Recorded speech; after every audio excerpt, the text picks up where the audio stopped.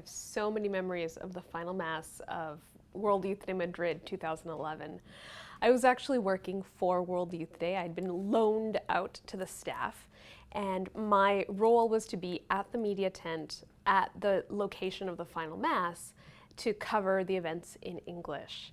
And everything was supposed to be, there was a perfect plan. It had been planned right down to how many people would fit in each quadrant of the field.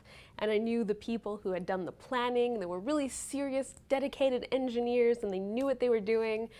And within the first few hours of pilgrims really filling the field, it became clear that this plan was like the best laid plans of mice and men. You know, they often go astray. And I went out onto the field to get my food pack for the evening because I was staying there all night. And I kept asking along the way, flashing my staff badge and saying, "Where's the food? Where do I get to the food?" And they kept saying, "Oh, just that way, a few meters that way, a few meters that way."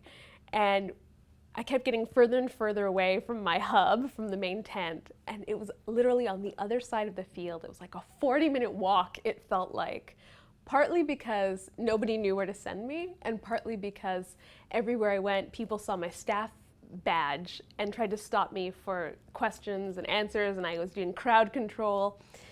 So I finally got to the place where they were giving out the food packs. I got my food and started walking back, and I heard the announcer on the stage announce, "El Papa está llegando! El Papa ya viene!" Meaning the Pope is on his way. The Pope has just left he was stopping at a hospital for disabled people, and he was on his way. And my first thought was, oh shoot.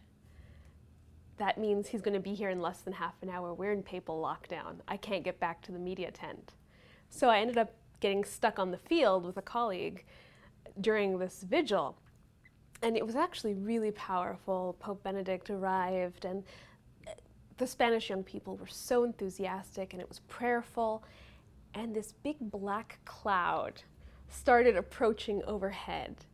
And everyone around us kept saying, "No, it's okay, it doesn't rain. It never rains in Madrid in August." And I looked up and I thought, I grew up in Vancouver. I know what a rain cloud looks like. That is a rain cloud. Sure enough, I just finished saying that, and drops the size like this big started falling from the sky. The wind picked up, and my colleague and I were just determined, well, we just have to tough it out. And back in the media tent, it turned out that like half the world had taken refuge in this tent. Even people who didn't have badges, who weren't technically supposed to be there.